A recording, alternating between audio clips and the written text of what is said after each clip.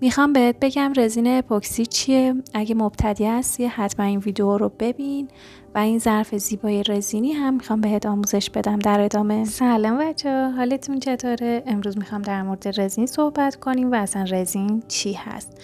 رزین یه ماده دو جزئیه که از رزین و هاردنر تشکیل میشه. هاردنر خشک‌کننده رزینه. رزینی که من استفاده میکنم نسبتش 1:2 هست. حالا یعنی چی؟ یعنی هر چقدر ما رزین ریختیم باید نصفش بهش هاردنر رو اضافه کنیم. برای رنگی کردن رزین ما از 3 نوع رنگ استفاده میکنیم. رنگ های پودری صدفی که شاین زیادی دارن و معمولا از این رنگ زیاد استفاده میشه. رنگ های جوهری که حالت ترانسپرنت هستن و نور رو از خودشون عبور میدن برای زمانی که میخوایم کارمون رنگی بشه ولی شفافیت داشته باشه. و رنگ های خمیری که پوشندگی زیادی دارن و باید یه مقدار کم ازش استفاده بشه توی کارمون. برای اینکه ظروف رزینیمون یکم جیگول تر بشه ما میتونیم از ورق طلا یا ورق نقره استفاده کنیم که کارمون رو قشنگ تر میکنه. از لیوان و آب اسلانگ یا چوب بستنی میتونیم برای هم زدن رزین و هاردنرمون استفاده کنیم.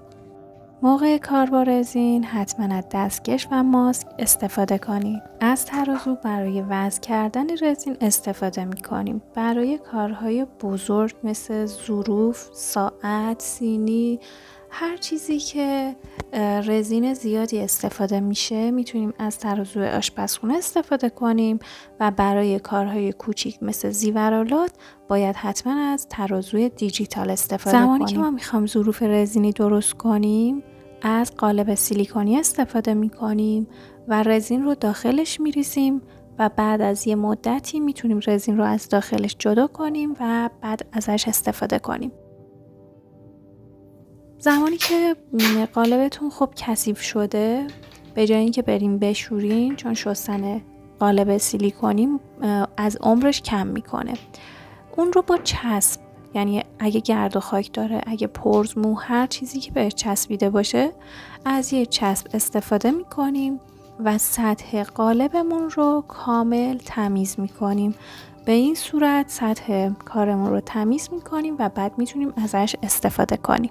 قالب سیلیکونی اشکال مختلفی داره، سایزهای مختلفی داره که شما بر اساس سلیقه خودتون و یا اینکه میخواین چی درست کنید اشکال و سایزش رو انتخاب میکنید. من اینجا از سایز 13 استفاده کردم و قالبم هم گرد و دفرم است. خب من اینجا از ترازو آشپزخونه استفاده میکنم و رزین هاردنر رو باید دقیق وزن کنید.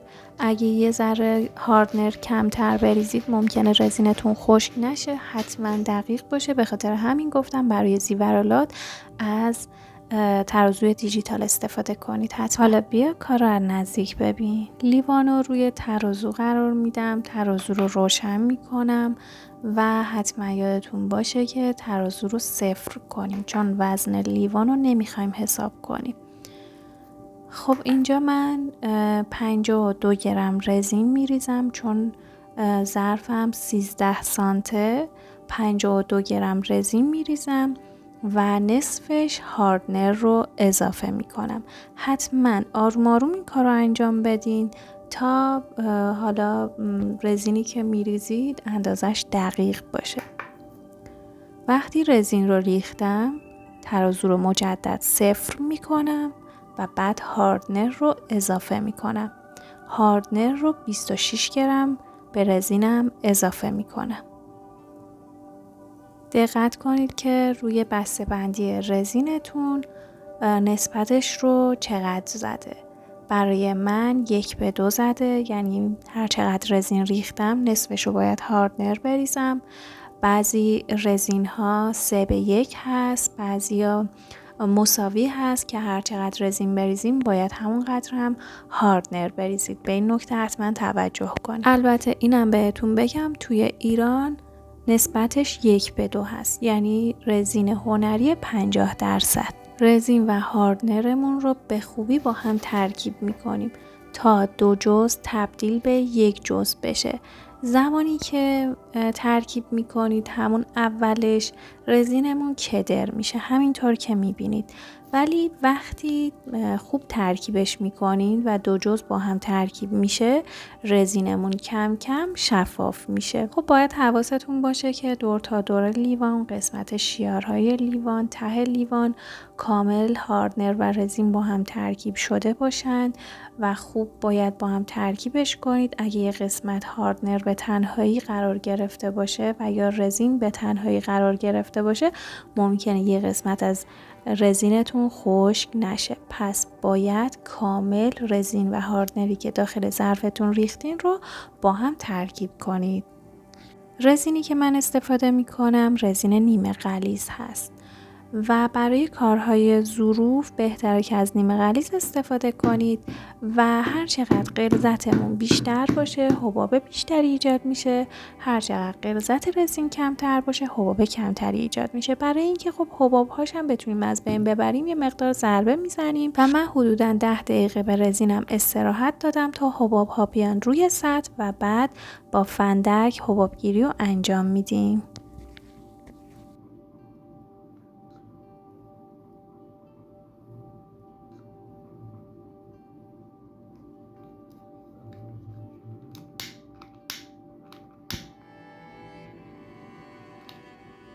میخوام بهتون تکنیک ماربل رو آموزش بدم. اگه این ویدیو رو دوست داشتید حتما لایک کنید، هر جا سوال داشتید حتما بپرسید و دکمه سابسکرایب هم بزنید که آموزش های بعدی رو از دست ندین. خب زمانی که رزین و هاردنرمون خوب با هم ترکیب شد، همون ترکیب شده ی رزین و هاردنر رو داخل یک لیوان دیگه میریزیم، چون میخوام بهش ورق طلا اضافه کنیم. اضافه کردن ورق طلا کاملا دل بخواهیه. شما میتونید از ورق نقره استفاده کنید و یا میتونید اصلا استفاده نکنید. من برای اینکه کارم قشنگتر در بیاد از ورق طلا استفاده کردم. و اینکه چقدر ورق طلا داخل رزین بریزید کاملا بازم دل بخواهیه. اگه بخواین کامل ورق طلا دیده بشه توی کارتون، خب میتونید ورق طلای بیشتری اضافه کنید. اگه نه میخواین که رزین شفاف هم دیده بشه بینش، ورق طلای کمتری استفاده کنید. رنگی که من استفاده میکنم رنگ پودری صدفی سفید هست، یعنی بیس کارم رنگش سفیده. من حدوداً 2 سر چوب بستنی بهش رنگ پودری صدفی سفید رو اضافه می کنم. رنگ پودری صدفی رو بچه‌ها باید با رزین خوب ترکیب کنید. اگه ترکیب نشه رنگ پودری صدفیتون زمانی که داخل قالب اضافه می کنید، رنگ های پودری صدفی میان روی سطح کار و یه حالت دایره روی کارتون ایجاد میشه. پس حتما رنگ پودری صدفی رو باید داخل رزین خوب ترکیب کنید.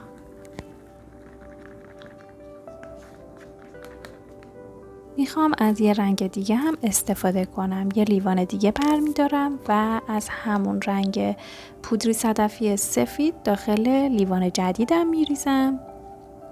فقط خیلی کم باشه، چون این رنگ رو میخوام خیلی کم توی قالبمون اضافه کنیم. و از رنگ پودری صدفی طلایی استفاده میکنیم، چون رنگ طلایی من خیلی تیره است و خیلی طلاییه. من خیلی کم استفاده میکنم و ترکیبش با سفید یه رنگ کرم نباتی به من میده.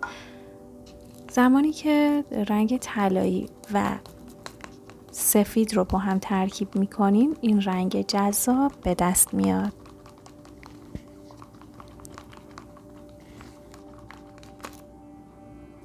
خب الان میبینید که من یه رنگ کرم نباتی دارم، یه رنگ سفید دارم و ورق طلا دارم.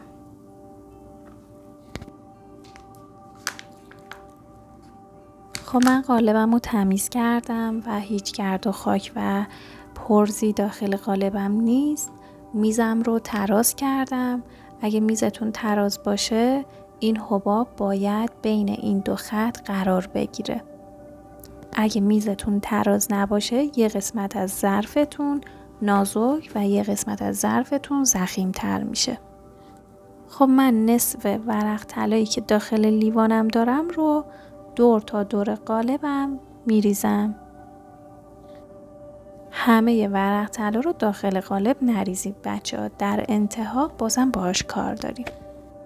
چون من میخواستم اولش 2 طرفه کار کنم، بعد نظرم عوض شد و دور تا دور رو کار میکنم. به خاطر همین دارم فکر میکنم که دور تا دور کار کنم یا 2 طرفه.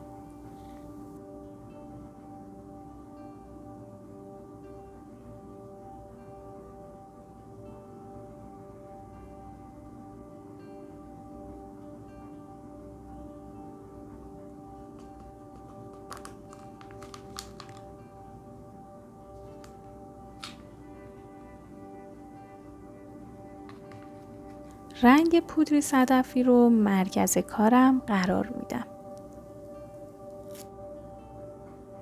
رنگ پودری صدفی رو میریزم. بهتره که یه مقدار از رنگ پودری صدفی سفید رو نگه دارین که در انتها زمانی که اگه خیلی رنگ کرم نباتیتون زیاد شد، رنگ سفید رو روی دوباره کرم نباتی بریزید و رنگ سفیدتون غالب باشه.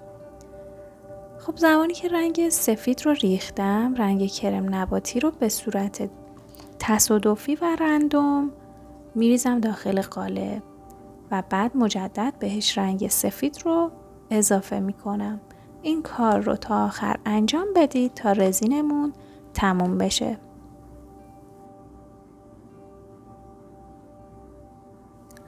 همینطور که خودتون دارین میبینید پودری صدفی رنگمون داره به مرکز قالب جمع میشه و این خطوطی که روی کارمون ایجاد شده، این خطوط محو میشه و اون حالت ماربل ایجاد میشه. چون رنگ پودری صدفی حالت ارتجاعی داره، وقتی به دیواره های قالب برخورد میکنه به سمت مرکز کشیده میشه.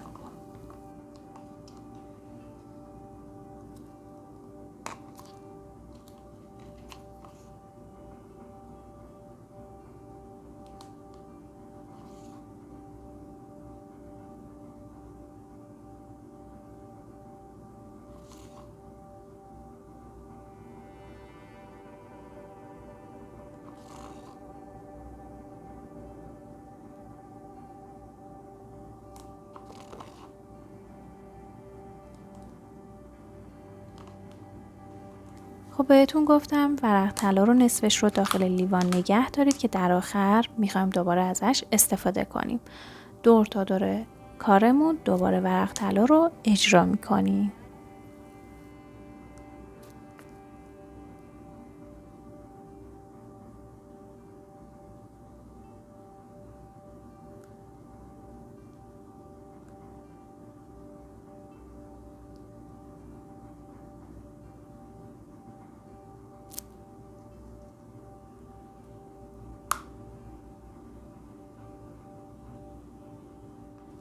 به رزینم حدوداً نیم ساعت زمان میدم تا حباب ها بیان روی سطح کار. خب حباب ها با حرارت از بین میرن. برای اینکه حباب گیری رو انجام بدیم از فندک استفاده میکنیم. با یه فاصله حدوداً 5 سانتی حباب گیری رو انجام میدیم تا حباب ها از بین برن. توی حباب گیری حرکت دستتون باید به صورت رفت و برگشت باشه و به صورت ثابت نباشه که رزینتون نسوزه. وقتی حباب‌های رزین رو از بین بردم 5 دقیقه بهش زمان میدم و با پیگمنت طلایی میخوام روی رزینم خطوط طلایی اجرا کنم. این مرحله هم کاملا دل بخواهی است. من با پیگمنت طلایی یا همون پودری فلزی طلایی روی رزین یه طرح به صورت رندوم طرح طلایی رو اجرا میکنم. از یه سیخ چوبی استفاده میکنم که نوکش تیزه. سیخ چوبی رو داخل پیگمنت طلایی قرار میدم و بعد خیلی آروم روی رزینم اجرا میکنم. همینطور که میبینید سیخ چوبی رو خیلی فشار نمیدم داخل رزین، خیلی سطحی این کار رو اجرا میکنم.